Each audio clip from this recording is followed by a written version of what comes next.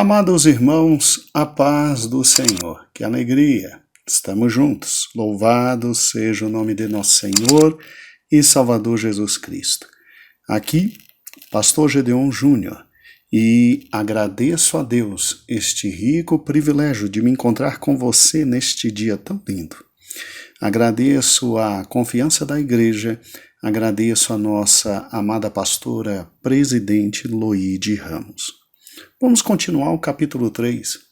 Eu resolvi dividir o capítulo 3 em razão de Paulo não estar falando somente a seu filho na fé e futuro substituto dele à frente de todas as igrejas que ele, Paulo, coordenava. Paulo não está falando só com Timóteo, muito mais ainda, ele está falando é conosco. A descrição aqui é dolorosa dos últimos dias, os dias que antecedem então a vinda de Cristo.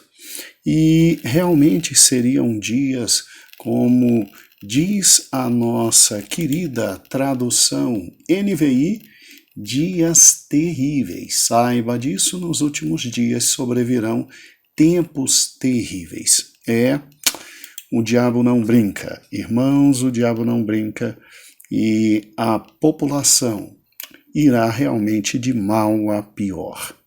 Agora, o que me assusta não é o fato de lá fora, ou seja, fora da igreja do Senhor, fora dos círculos onde o cristianismo existe como verdade irrefutável, isso seja verdade. Óbvio, quanto mais o homem se afasta de Deus, mas ele terá todas estas características: egoísta, avarento, desobediente à paz, desafeiçoados, precipitados, temerários, traidores, enfatuados, sedentos por prazeres. Sim, isso é uma realidade do homem que se afasta de Cristo.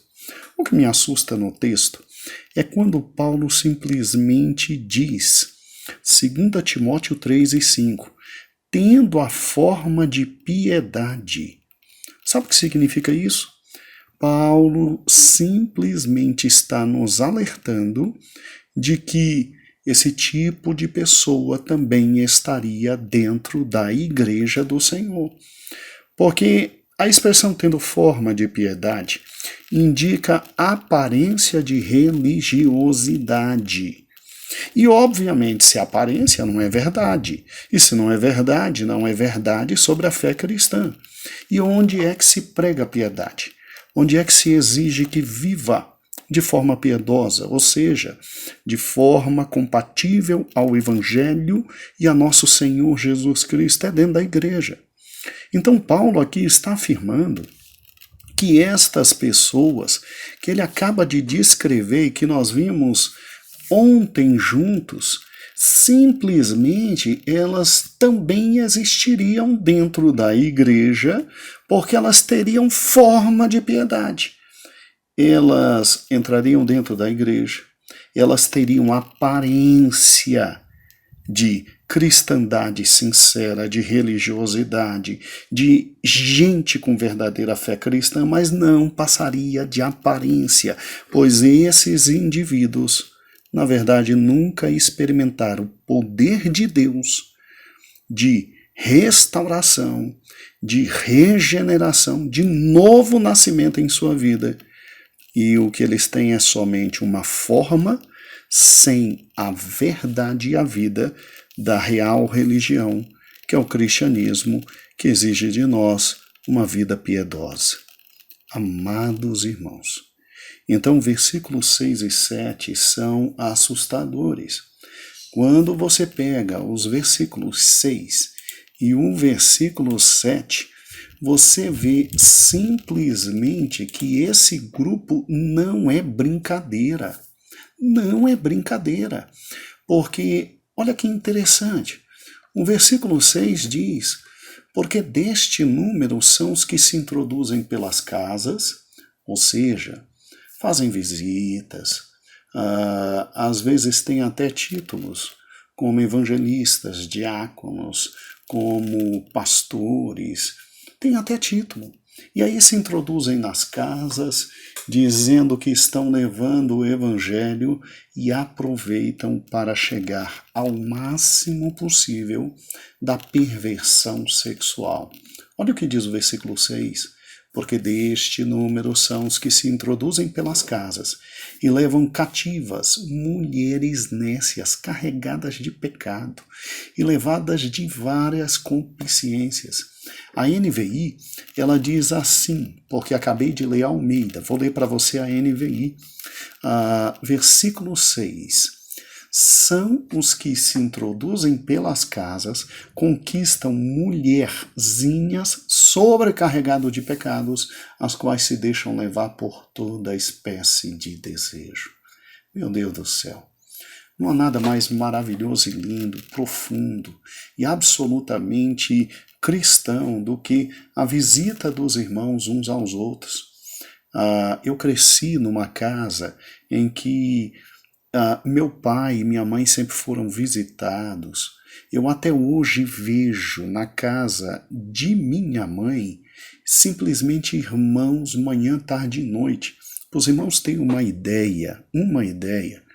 Na casa de minha mãe, até hoje, não come menos do que 20 a 25 pessoas por dia lá, porque ela sempre está com irmãos, com pastores, com presbíteros, com diáconos, com lideranças. Ela, como a líder da igreja, tem que tomar muitas decisões.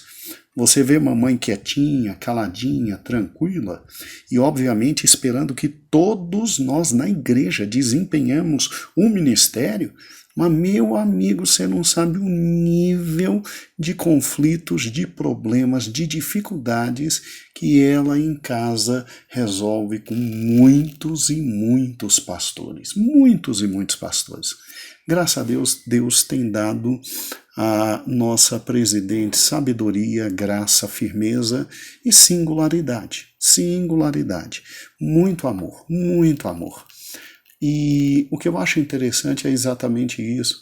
O cristianismo cresceu de casa em casa. O cristianismo cresceu com o evangelho sendo divulgado de casa em casa, com reuniões em casa, com um povo alegre, que dividia o pão. É só ler Atos. Dividia o pão, dividia tudo, tudo era em comum, era uma maravilha. E Paulo chega ao ponto. Agora, sim, 60 anos depois que tudo começou, esta carta foi escrita no ano 67, então 60 anos depois de todo esse movimento lindo e maravilhoso, esta koinonia que existia entre nós, Paulo chega e diz, olha, toma cuidado, porque vai chegar tempo em que estes homens, se dizendo obreiros, gente maravilhosa, gente cheia do Espírito Santo, vai na casa das irmãs e dos irmãos, e aí começa com um papo de que simplesmente a irmã tá bonitinha, a irmã tá linda, a irmã tá cheirosa. Olha que vaso de bênção. E nessa história de linda, bonitinha, cheirosa e olha que vaso de bênção, às vezes se aproveita de uma irmã carente e simplesmente junta o diabo com o demônio. O diabo com o demônio. E aí toda a sorte de perversidade sexual ocorreria. E olha que o versículo 7 é terrível, dizendo que eles sempre aprendem, mas nunca chegam ao conhecimento da verdade. Meu Deus do céu, está dentro da igreja, está sempre aprendendo e muitas vezes até ensinando. E meu Pai eterno vergonhosamente se utiliza do Evangelho para satisfação das suas lascívias sexuais. Irmãos, que Deus tenha misericórdia da nossa vida. Que Deus tenha misericórdia de mim e de você. Que as nossas casas possam ser casas abertas à pregação do Evangelho. Agora, olha que interessante. Então, haveriam homens terríveis também dentro da igreja. E o que me assusta é o versículo 8. Olha o que diz, e como Janes e Jambres resistiram a Moisés, esses também vão resistir à verdade, sendo homens corruptos e de entendimento péssimo e réprobos na fé. Eu acho interessante que não sei quantos sabem quem foi Janes e quem foi Jambres, né? É óbvio, a Bíblia também não fala, né, pastor? Então que coisa boa. Então, que bom que nós estamos juntos hoje. Você se lembra daquele texto lá no nosso querido Êxodo, que simplesmente disse que Moisés apareceu diante de Faraó? Estou em Êxodo 7, de 10 a 12, e diante de Faraó simplesmente fazia milagres como o Senhor ordenava, e Faraó, olhando para os milagres, disse assim: olha, leva a mal não, mas eu tenho gente aqui que faz isso, né? E aí ele chamava os seus magos, e chamando os magos puderam fazer até determinado momento também aquelas, entre aspas, pseudo-maravilhas. E adivinha quem era o líder desses magos? Exatamente, James e Jambes. Então, olha que interessante. Quando você olha para Êxodo, capítulo 7, versículo 10 a 12, você vê perfeitamente Moisés e Arão entrando a Faraó e fazendo exatamente como Deus ordenou. Você se recorda que Arão lançou a sua vara diante de Faraó e ela se tornou em serpente? Faraó também chamou os sábios. E o líder dos sábios era James e Jambes. E os magos do Egito fizeram a mesma coisa com seus encantamentos. Cada um lançou sua vara, tornou serpente. Mas a vara de Arão tragou todas as outras serpentes. A pergunta que se faz é a seguinte: pastor, por que o nome de Janes e Jambres não são citados lá no Êxodo? E, na verdade, pastor, em nenhum outro local do texto sagrado. E como é que Paulo teve acesso a esses dois? Não é verdade? Bem, muito bem. Nós temos que entender que o texto sagrado, sim, foi genérico quando citou em Êxodo 7 que Faraó chamou os sábios e os encantadores, tá? Agora, nós temos que compreender que não havia necessidade nenhuma de Deus simplesmente colocar o nome deles na palavra. Mas Moisés sabia o nome deles. Arão sabia o nome deles. E através de toda a conversa que Moisés ia tendo com o povo e ia falando, o nome desses homens ficou na memória dos judeus que saíram e depois de todos os grandes homens de Deus. Só não foi escrito na Bíblia. Então, se você parar e pensar e entender, é óbvio que a saída dos judeus ela foi uma saída muito fantástica. Então, não é só o nome de Deus e a mão de Deus e as 10 grandes pragas ficaram na cabeça de todo o povo, mas também o nome dos grandes inimigos. E no meio dele estavam os magos, James e Jambres, chefe de todos os demais magos. Todos os demais magos, magos, né? Ali de Faraó. E esses nomes ficaram, não foram colocados na Bíblia. Paulo agora lembra, e Paulo fala porque Paulo, como todo judeu, sabia quem era Janes e Jambres. Eu e você que estamos aqui do outro lado do oceano é que não sabíamos. E aí precisamos de livros de interpretação que nos falem isso. E, amados irmãos, 90% dos livros de interpretação bíblica dizem o que eu estou te dizendo. Inclusive, os nomes de Janes e Jambres figuram também em livros próprios dos judeus. Alguns Targums de Jonatas. Pastor, o que é Targum? Tudo bem, calma, deixa eu te ajudar.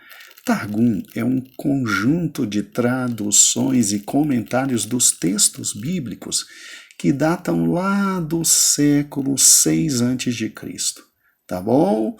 E nesses Targums, se referindo a Êxodo, você tem simplesmente o nome de James e Jambres, tá bom? E você também tem, além do Targum, eu estava vendo aqui, você tem um manuscrito chamado Manuscrito de Qumran, né? Conhecido inclusive pela sigla teológica de 4Q267, que é um documento de Damasco. No fragmento 3, coluna 2 desse manuscrito, diz que o nome desses magos, dois desses magos os mais importantes, era Janis e seu irmão, Jambres e seu irmão. E em vários outros escritos de livros cristãos primitivos que não estão na Bíblia, são livros escritos por nossos irmãos no primeiro século, diz que o nome dos dois que estavam resistindo Moisés lá como líderes era James e Jambres, tá?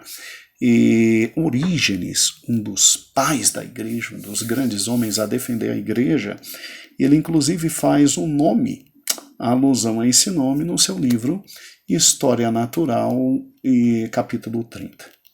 E eu poderia continuar falando de vários, mas não nos interessa dar mais fontes. Isso você encontra na internet, no Google. Ih, rapaz, bote no Google James e Jambres, você vai encontrar tudo. O que me interessa é o texto sagrado, que diz o seguinte: estes homens servem ao diabo, e assim como eles resistiram Moisés, vão resistir também à verdade.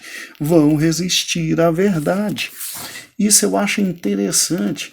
Então, quando você pega Êxodo, capítulo 7, versículo 9, que relata, Êxodo do capítulo 7 até o capítulo 9, que relata o embate entre Moisés e os magos, simplesmente esses magos se opõem a Moisés imitando o que ele fazia. Imitando o que ele fazia. Coloca uma coisa na cabeça. Quem está por trás de todos esses que resistem o verdadeiro evangelho? Satanás. Satanás é imitador, falsifica tudo que Deus faz. Bote na cabeça que nos últimos dias surgiriam líderes religiosos que têm uma fé falsa, que o seu objetivo é promover mentiras e resistir à palavra de Deus, negando a autoridade da Bíblia, simplesmente negando a Deus e simplesmente fingidos de piedade estariam dentro da igreja fazendo o que há de errado.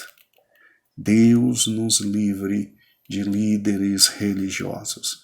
Deus nos livre de obreiros. Deus nos livre de diáconos, presbíteros, diaconisas, pastores, pastoras, missionários. Deus nos livre de gente que não quer nada com a palavra dele e que só quer passar a perna nos outros, só quer infelizmente satisfazer seu ego e seus desejos sexuais e que resistem a todos os líderes, tal como Moisés foi resistindo, eles difamam, eles resistem e eles se põem contra a palavra de Deus. Nós do Brasil para Cristo, nós temos Cristo como nosso grande líder, mas nós também temos nossos pastores como homens e mulheres que Deus levantou para, cuidando de cada um de nós, nos guiarem junto com Cristo até a vida eterna. E, amados irmãos, que Deus nos livre disso. Olho vivo, olho aberto com os últimos dias e esse tipo de gente que surgiria dentro da própria igreja. Que o Senhor vos abençoe. A paz do Senhor. Amém.